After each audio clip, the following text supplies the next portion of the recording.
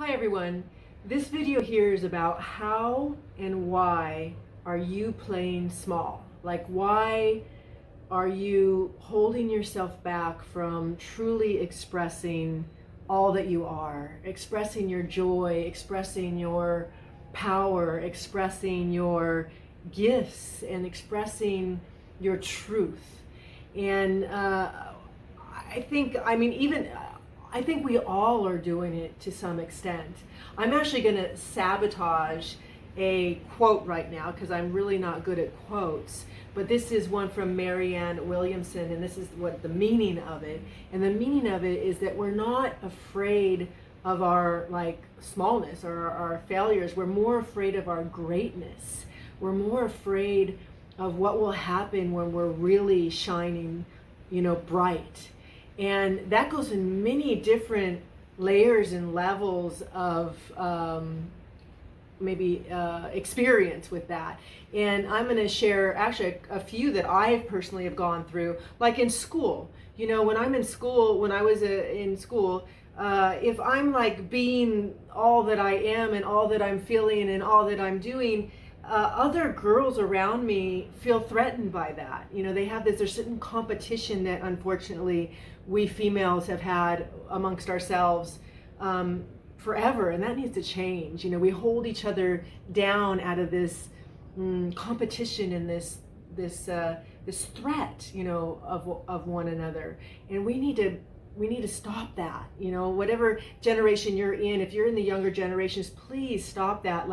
Let's build each other up to be the greatest. And if somebody's beautiful in just everything that she can be, honor that and be inspired by that, and then find that yours within you. You know what I'm saying? It's not trying to be somebody else. It's being you. It's being what you are meant to be. We all have this beauty inside us. We all have this special thing to reveal out of us. And so we need to allow each other to do that without feeling threatened. Not if they're greater doesn't mean you're lesser. No. If they're greater, then maybe they're great. I'm greater. I mean, if they're expressing their greatness more, doesn't mean they're greater. It means it inspire you to express your greatness more. We need to bring each other up, right? So that was the first one I experienced, this certain threat. And actually, this is funny. I was in Brazil, and I was at this healing place. And, I just walk the way I walk and talk the way I talk. And I was sitting at this restaurant, and this woman comes and sits with me. She starts talking to me. She goes, Cher, she goes, if you keep walking through the town like this, like you feel so good about yourself, people aren't going to like you. And she actually said that to me. And I was like, first of all, that wasn't even my mind. I couldn't even imagine that type of thought. You know what I mean? I didn't really get it at that time. What is she talking about? I'm not even thinking of others. I'm just being me. But this is the sad thing, and we need to stop this. We need to stop judging. And to realize another thing, when you judge someone outside of yourself, you're truly judging yourself, right? You're angry at yourself for not being that, because you're meant to be whatever you're doing, judging that for. So that's another twist on the whole thing. But what I'm getting at is we need to, within ourselves, get rid of anything. Oh, and there's another layer to it. This is another story, personal story of mine. So I was working with this other healer, and we were really going deep and really opening up our channels and, really just shining bright in the work that we were doing on ourselves. And he said to me, he goes, Cher, he goes, don't you feel that if you fully shine bright, that one, people will attack you for that, because that's been history. That's been it's deep inside us, that memory of people attacking us.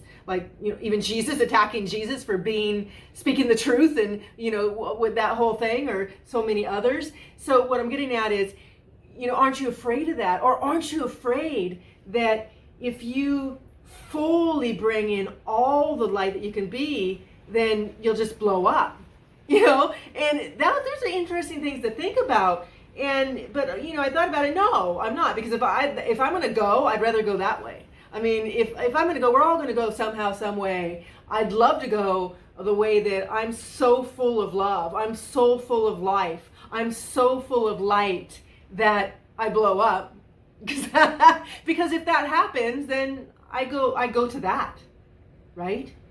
Because they say in all these near-death experience stories and stuff like that, that you go to wherever you were in your last state of consciousness, right? I think it was Gandhi, when he was killed, whoever killed him, he blessed him. Like even Jesus blessed him, but Gandhi blessed the guy, because you want to go in a blessing than go in an anger or a fear or a hatred, you know what I mean, if you're going on the other side. Anyway, so that's another story about fear of really being all that we're meant to be. There's all kinds of stories about that.